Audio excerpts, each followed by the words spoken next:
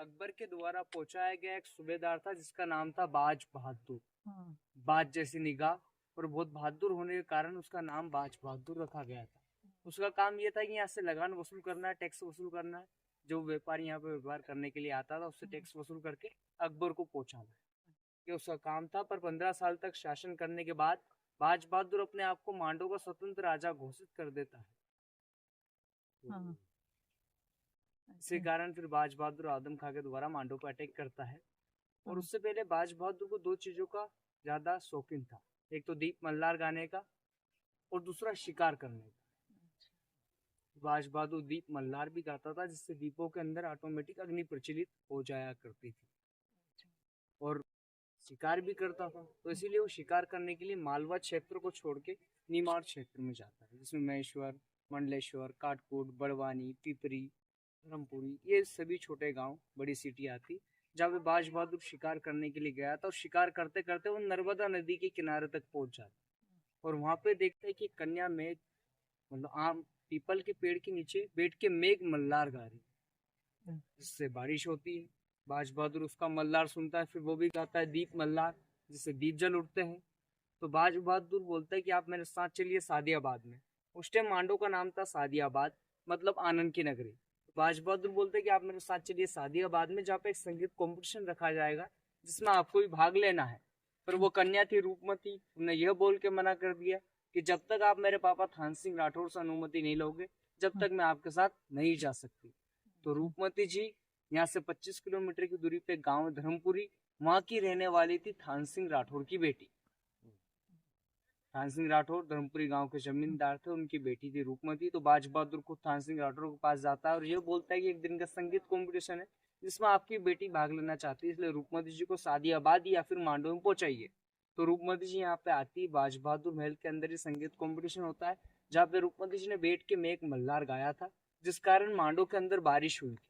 तो मांडो की जनता के सामने रूपमती जी का चेहरा कुछ इस प्रकार से निखर के आया था कि कोई रानी जो मेघ मल्हार गा के मांडो की पानी की कमी को पूरा कर सकती है। तो मांडो की जनता ये चाहती थी कि हमारी रानी ओनली रूपमती बने।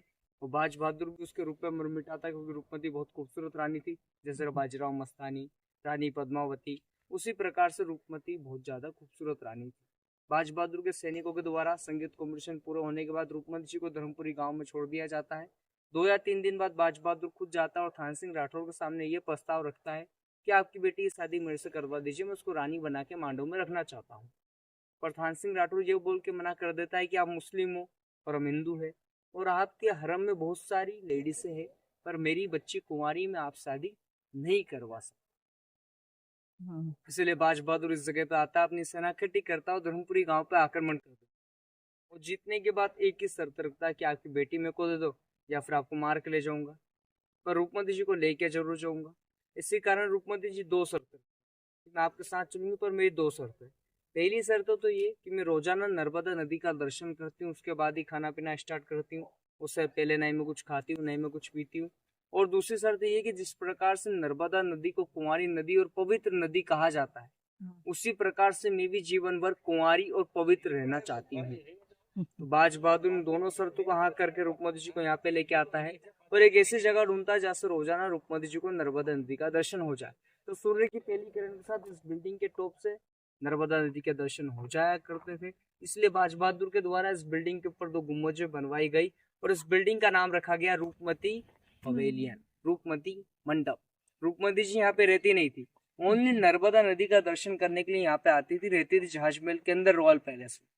वहां से घोड़े या पालकी की मदद से यहाँ तक आती थी और सूर्य की पहली किरण के साथ नर्मदा नदी के दर्शन करती थी। पर अगस्त के महीने में आज भी मांडो कहा जाता है जन्नत। अगस्त के महीने में आज भी यहाँ पे इतना फोग हो जाता है कि यहाँ से आपको ये पेड़ नहीं दिखेगा, इतना फोग हो जाता है। तो रूपमती जी को भी 2 या 3 दिन तक नर्मदा नदी के दर्शन नहीं होते थे, इसीलिए वो भूखी प्यासी नर्मदा नदी की तपस्या करती थी। इसलिए नर्मदा नदी उनको प्रसन्न होती और सपने में ये बोलती कि बाज बहादुर के महल के सामने आप खाली स्थान खुदाइए, वहां पे प्रकट होना चाहती हूँ।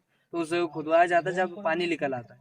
उस टाइम मांडव में पानी निकलना इम्पॉसिबल था, वहां पे थोड़ी सी खुदवाई करने पे पानी निकल आया और वही रेत और वही संख निकले जो नर्मदा नदी के अंदर पाए जाते हैं। जब से मां नर्मदा जी का दूसरा रूप है रेवा कुंड। रूपमती जी को जब नर्मदा नदी के दर्शन इस बिल्डिंग के ऊपर से नहीं होते थे तो नीचे जाके वो रेवा कुंड में नहा लिया करती थी। और आज भी जो भी नर्मदा परिक्रमा करता है